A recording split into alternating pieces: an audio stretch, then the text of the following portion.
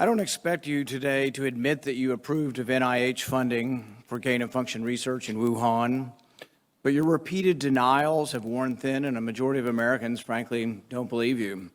Even the NIH now admits that EcoHealth Alliance did perform experiments in Wuhan that created viruses not found in nature that actually did gain in lethality. The facts are clear. The NIH did fund gain-of-function research in Wuhan, despite your protestations. I've got to end on this story that has been circulating. No doubt you saw it, about the origins of COVID. We've all been trying to understand how this started and whether or not this did come from a lab in Wuhan. Let me ask you what the Daily Mail is reporting. It says more evidence COVID was tinkered with in a lab.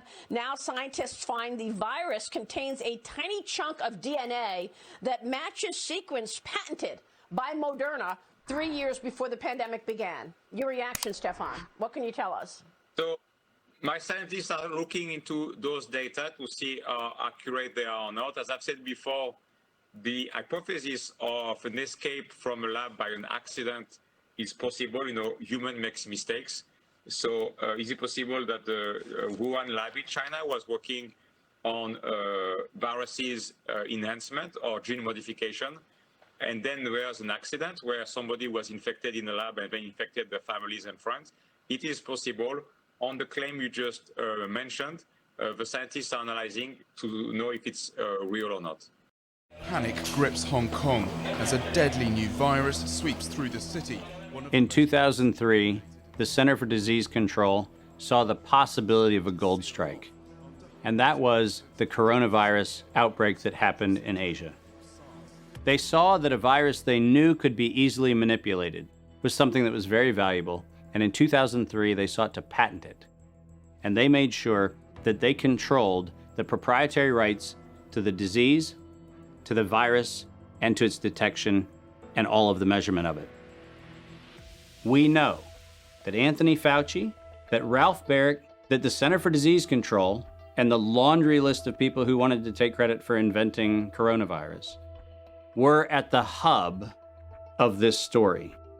From 2003 to 2018, they controlled 100% of the cash flow that built the empire around the industrial complex of coronavirus. The World Health Organization has officially named the novel coronavirus the novel coronavirus outbreak. The World Health Organization has declared an international public health emergency. While we know that the coronavirus manipulation started with Dr. Ralph Baric in 1999. The major characteristics of SARS, MERS, and SARS coronavirus 2. It's a good way for you. Ralph Baric is the researcher at the University of North Carolina, Chapel Hill, who's famous for his chimeric coronavirus research. In 2002, there was a recognition that the coronavirus was seen as an exploitable mechanism for both good and ill. On April the 25th, 2003, the U.S. Center for Disease Control filed a patent on the coronavirus transmitted to humans. Under 35 U.S. Code Section 101, nature is prohibited from being patented. Either SARS coronavirus was manufactured, therefore making a patent on it legal, or it was natural, therefore making a patent on it illegal. If it was manufactured, it was a violation of biological and chemical weapons, treaties, and laws.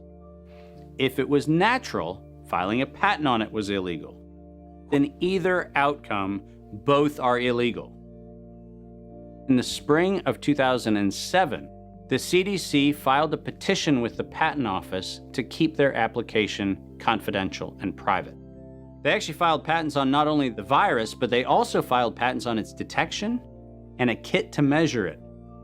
Because of that CDC patent, they had the ability to control who was authorized and who was not authorized to make independent inquiries into coronavirus. Developing and owning a coronavirus vaccine has become a biotech arms race with political overtones. This vaccine gold rush is starting to bother me. Gold rush. Let's keep that in mind. So somewhere between 2012 and 2013, something happened. the federal funding for research that was feeding into places like Harvard, Emory, University of North Carolina, Chapel Hill, that funding suddenly became impaired by something that happened at the NIH, where the NIH got this little tiny moment of clarity and said, I think something we're doing is wrong. And in 2013, the NIH said, gain-of-function research on coronavirus should be suspended.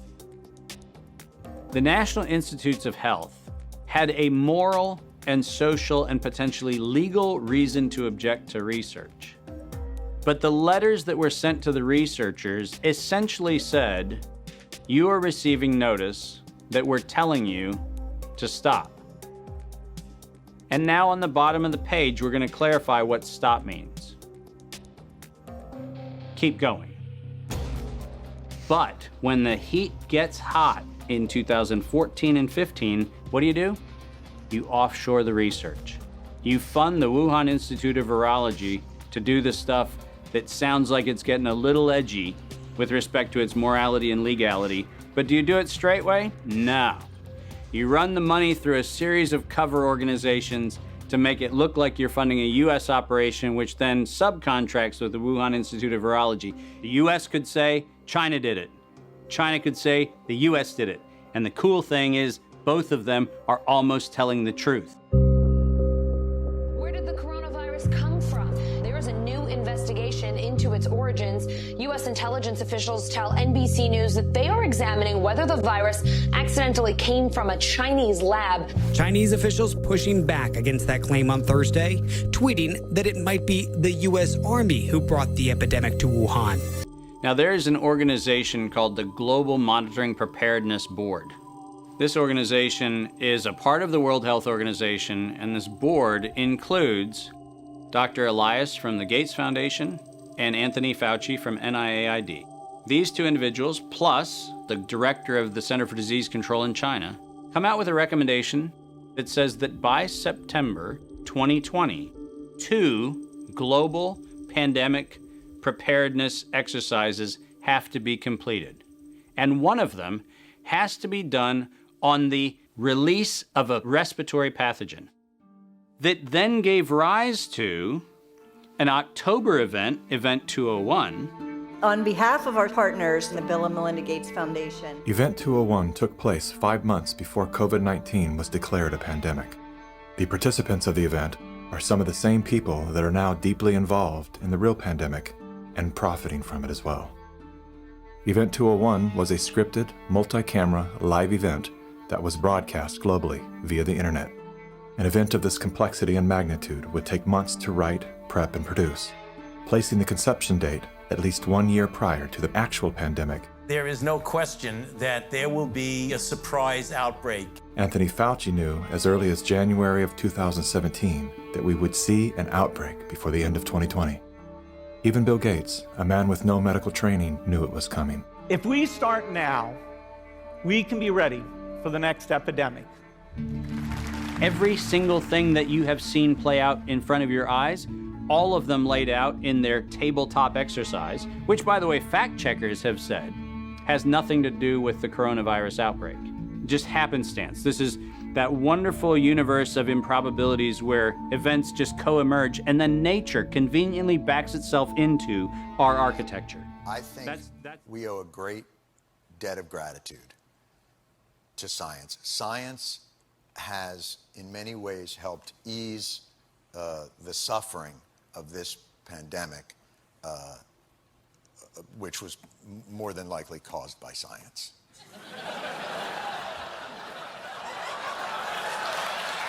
So, and that's kind of. Hold on a second. No. Now, listen. It's coffee. I wouldn't do that to you. I wouldn't do that to you. I'm so all what for do you? spit takes, But but- what do you mean by that? Do you mean like Well, so this perhaps there was a chance that this was created in a lab? There's an investigation. A chance? Well, but oh my if there was God. evidence, I'd love to hear it. I There's just don't know. a novel respiratory coronavirus overtaking Wuhan, China. What do we do? Oh, you know who we could ask? The Wuhan Novel Respiratory Coronavirus Lab. The disease is the same name as the lab. That's just a little too weird, don't you think? And then they ask those scientists, they're like, how did this, so wait a minute, you work at the Wuhan respiratory coronavirus lab. How did this happen? And they're like, a pangolin kissed a turtle. And you're like, no, the name of your lab, if you look at the name, let me see your business card. Show me your business card.